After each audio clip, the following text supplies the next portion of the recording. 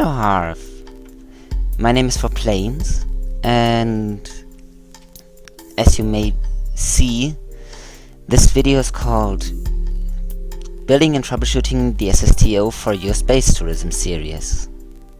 So, this is what we're going to do today. And hello guys who are watching my video on my channel. Thanks for coming here. Thanks for watching. This video, as I already told you, consists of me building and troubleshooting an SSTO. This is the first part of a two-part series in which I will first build and troubleshoot it, and then fly it into orbit to demonstrate its capabilities and what it is all about. Yes. The reason why I decided to make this little two video series is that I have seen Harv's latest space tourism series episode, in which he attempts to build an SSTO and kind of doesn't succeed. And I decided for myself, why shouldn't I give it a try? I was kinda good at this stuff before I switched over to playing with mods and playing with Ferrum Aerospace Research, and so I do. First I try a few different things, as you see in the video, a few different styles, which are mostly non-successful. Yeah. So, this video here show good amount of 2 hours of building, which is about half the time I invested into this project, building it alone, and therefore it's about a half an hour long, so please bear with it. I go over a few design iterations, try a few things like attaching stuff differently, like this here now, which kinda doesn't work, or the game doesn't let me, and most of the stuff is attached by having parts clipping enabled. This is an important notice for you. There I delete something on accident, which wasn't what I intended to do. And here I try and tilt the cockpit downwards, so you see more when you attempt to land. But that was largely non-successful, so we try something else. Yeah. Let's fit hitchhiker storage containers and fuel. Yeah, Harv. I will make this SSTO available, since I'm building it for you. And it comes in three different versions. This is because in the final iteration I have one big grey fuel tank, not the ginormous orange fuel tank. And one thing that I saw is an issue with that is that it has excess liquid fuel. So since I'm relatively skilled with editing part files, I decide that I want to try and edit the part file of this tank, and I've made additional 2 tank part files, which both have 3200 fuel units, or 3200 depending in which country you live, and I will make them available as well. But there also is the stock version of this craft, which has 1440 liquid fuel and 1760 oxidizer. So 3 different versions, and if you don't like to mod your game or have additional parts in there, you can just download the stock variant, or just use the stock variant. They will come in a package, and leave the others out and just install the stock variant. It will be called Spacebus Mark 1 stock, whereas the others will have names like the Spacebar Mark II, Space Bus Mark II, with 800 unit of excess liquid fuel. So, for example, this is the Mark II version. It has an excess of 800. And for my first try flying it into orbit, I had 400 of excess liquid fuel remaining when I got into orbit, so I then decided to make a version where I have 600 excess liquid fuel, but gives it a better cross-range capability, let's say. You'll still have about 200 units of liquid fuel remaining when you get into orbit and fly it normally, but you don't have to carry around so much excess oxidizer. Pilot's advice for flying the stock variant, which is without any of this edited part file stuff, is to vent 700, not 700, about 500 oxidizer, because you'll need about 400 liquid fuel to get into orbit, and since venting 500 oxidizer is about equivalent to 400 liquid fuel in rocket mode, when you have the rockets in it, when you fly in rocket power, this is why I advise to vent about 500 units of oxidizer. That variant will give you a little bit less cross-range capability. I estimated to only be able to reach about 350 to 400 kilometer orbits, and the variant which has an excess of 800 liquid fuel in the tank, I think it will. I have gotten it in the video, which is me demonstrating the entire craft. I've gotten it into an 500 and a few kilometer orbits, and when I land I still have about 120 oxidizer units remaining or so. So it has a good cross-range capability, and I'm fairly satisfied with the design. Here you see me playing around with wing types and stuff. I try and give this a good amount of lift, because this thing will weigh close to 36 tons, and flying something that heavy is no fun when you don't have enough lift. You see me go through a few iterations in the wing design, which are not to my liking, or unsuccessful, as you may see in later testing, because they produce too much lift at the front or stuff. I test out a few things I've seen here and there. Play struts, because struts are your friend. They make it more rigid, and if your craft explodes randomly when you launch, they are a good choice as well to stop your craft exploding. Yes, control surfaces.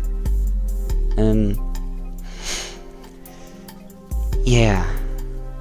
Now I'm out of stuff to talk about. This is embarrassing. So let's just talk about what I do. And place more struts, and maybe I'll remember things I wanted to talk about. And more struts. Oh yeah, one thing I'm definitely making different in this design to my normal designs is that I go more for aesthetics,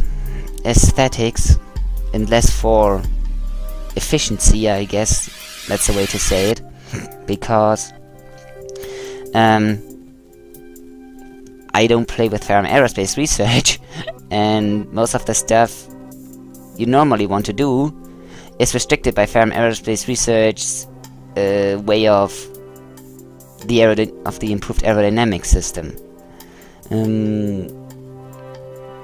So I probably won't build my craft like that with Ferrum Aerospace Research, because I also have the Bean and Aerospace parts installed in my normal folder, and therefore I'll probably use Bean and Aerospace parts and their crew tanks for an SSTO like that. Probably different engines as well, because Bean and Aerospace changes the way engines work. For example, the liquid fuel engines get a different velocity curve. Not liquid fuel engines. The jet engines get a different velocity curve, which leads them to having a much having low thrust and no thrust very early. You can get up to about 1300 meters a second, but that's about all you can. You can't really get up higher speed. So what I did is, I went ahead and I installed other engines. As funny as that may seem, I installed the Tiverius Pizzeria and Aerospace pack, which is an interesting name, and this basically takes a look at real life engine concepts, and that's the word to say. And what it copies there is basically called a ramjet engine. What a ramjet engine a ramjet engine is a very interesting design, because this basically has almost no moving parts, different to a jet engine. And oh man, I hope I don't bore you to death, all you people. And it works by you flying so fast that the pressure generated by the intake moving through the air and cutting through the air is enough to force the air through the engine intake and compression stages into the burning chamber, where it then gets mixed with fuel and exhausts through the nozzle. So that engine is driven by the energy you have already invested into the plane, and therefore, no, you cannot take off with this engine without using jet engines to accelerate. And therefore my builds in my normal folder, my Let's Play folder, where you are free to watch as well if you're watching this video, let's say are much more complicated than this build here. The only difference there is that I have to fit much less intakes, many less intakes, because the intakes that come with B9 Aerospace, they are, let's say, much more speed and altitude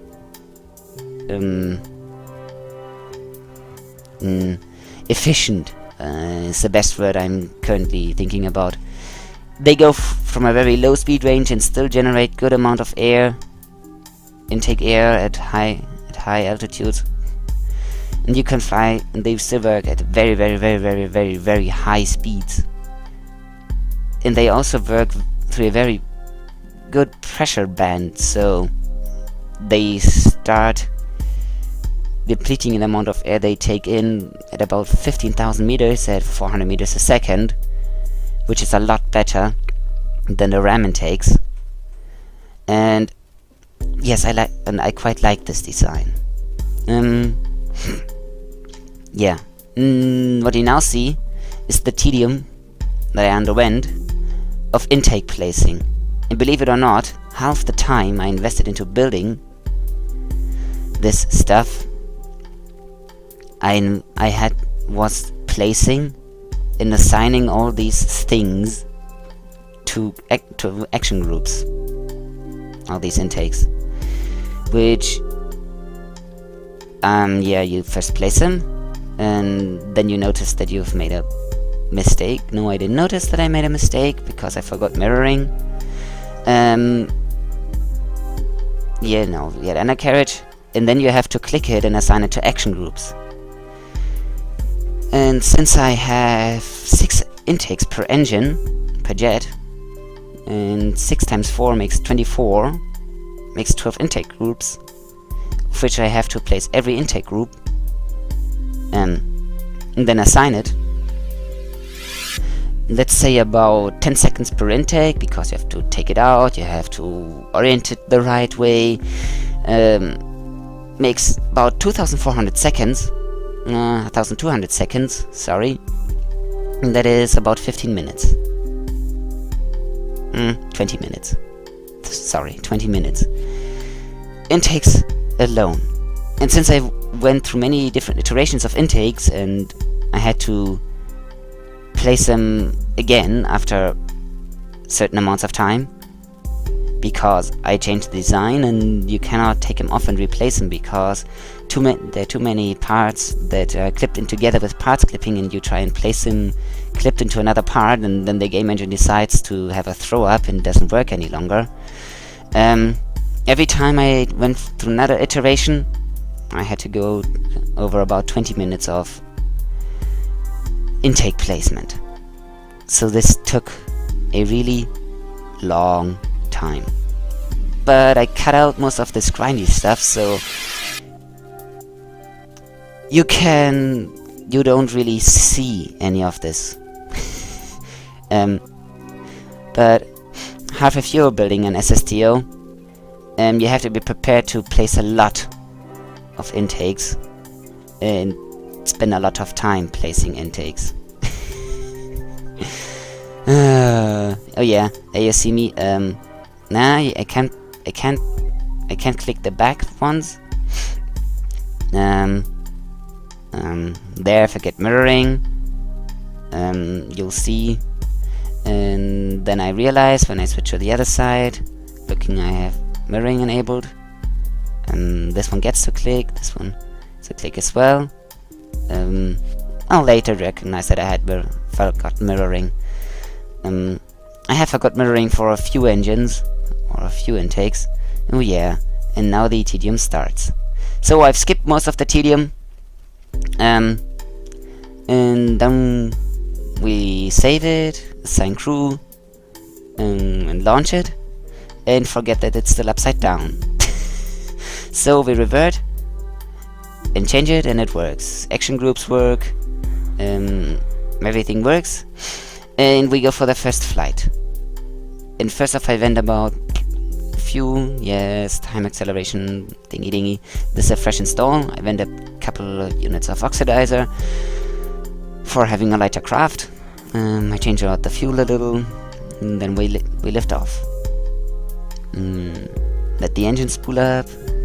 This one design is a little unstable on launch, and this is for one reason why I don't use it, and the other is, as you see, it generally rolls over to the left, as well as the nose tries to go left a little. And so when you're really fast and high, it's not fun to fly. So the next iteration should come shortly. And this part of the video is sped up to 2 times only, not 4 times. But you can see it climbs well, it climbs good, and it's a fairly good design. Next, add a few more wings. Let's try to lift off, and you'll see this one has a messed up center of lift, and this happens. No, we don't want to see Jebediah crash. And then it's the next day. Yes, I invested 3 hours in one day, and about 1.5 to 2 hours on the next day, and we load Spacebus Mark II. And this is the next design iteration. You see it has no intakes, so we have to make the tedium of intakes again. And I decided to go about it a little differently. I place all the intakes are placed in 2 different action groups. In the action group number 4, which shuts off all the engines, and in the action group number 5 for the rearward intakes. Yes, I skipped the intake placement for the rearward intakes. And action group number 6 for these forward intakes. And yeah, oh yeah,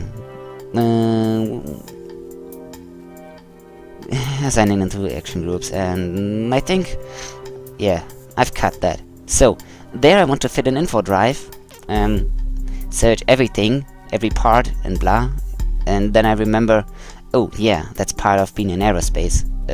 Derp.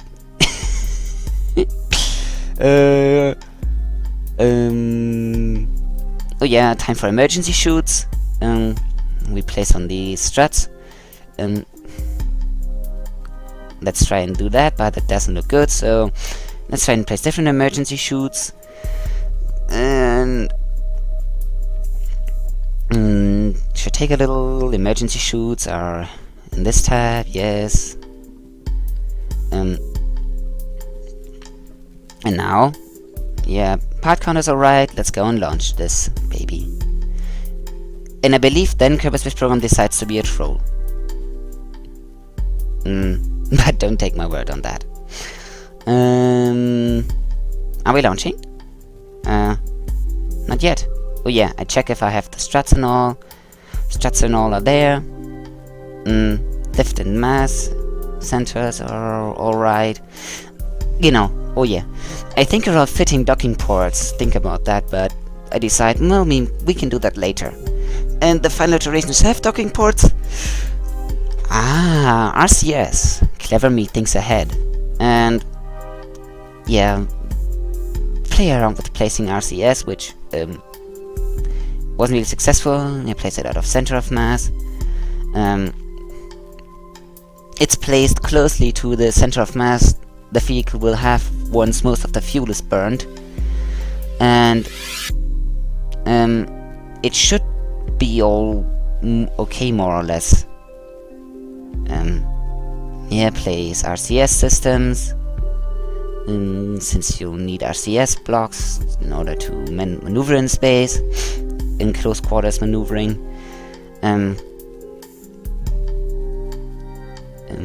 Yeah, this one was really difficult to place because so many things were clipped there already. Place one here, and then we had a difficulty placing one here again. Yes, like that. And now we go for launching, I guess. Oh yeah, set up the emergency chutes and launch, and then Kerberos program is a troll. Oh yes. Ah, so much fun. So let's fit more struts and try this again. And it works. So press spacebar, and we notice the jets don't have fuel. Okay. Well, check the action groups first. Action groups work. 4 works. 4 works. Yes. Action group number 4 works. And action group number 5. I don't check action groups number 5 and 6. Well, let's accelerate. Oh yeah, and there I try to lift off, and nah, it doesn't work. So let's fix the fuel problem. So fuel line placement. I try to clip them in so you don't see them, but they won't attach to my engines. So what do I do now? Let's try and get a different angle. Take it off and try and reattach it. But all in all, I'm largely unsuccessful with attaching them hidden, and therefore, after a few minutes of me in real time trying to place them correctly, I then decide, no, that's not my style. Let's do it differently. And that I do. Yes, I go for the, well, quote-unquote ugly look and place them a little in the open, although I don't think it looks that ugly. I still try and place them inside, thinking that maybe if I place them outward more, I may able to attach them on top, but I'm not. So I'm going for the ugly look again. That doesn't look good either. So what you gonna do for planes? Yeah. Try a strut. Why not? But strut idea wasn't quite good because the engines were in the way. So finally I go for a symmetrical design like that, and we launch again. Part count is alright, and Kerberos program is a troll again. Boom. So let's try again. Still unsuccessful. Well. So let's place a few struts and try again. And it works. Let's accelerate. Intakes work correctly. everything works correctly. Lift off. Oh yeah. Lift off is really hard on that design, so I added a few more wings at the front to generate more lift and to make it fly better, to move my center of lift forwards, and well, we'll try again. You notice that the emergency chutes are missing. I skipped one iteration where I lifted off and wasn't successful and wanted to activate the emergency chutes, and they didn't activate. So I decided, nah, they won't work. So let's do without. And this design flies like a boss. It doesn't pull to the left, it doesn't roll to the left. Generally it's a very, very good design, and this is the end of the video. And the final iteration, which I will show in the next episode, isn't much different. Harv, I hope you like these designs, and I hope you will use them for your space tourism series.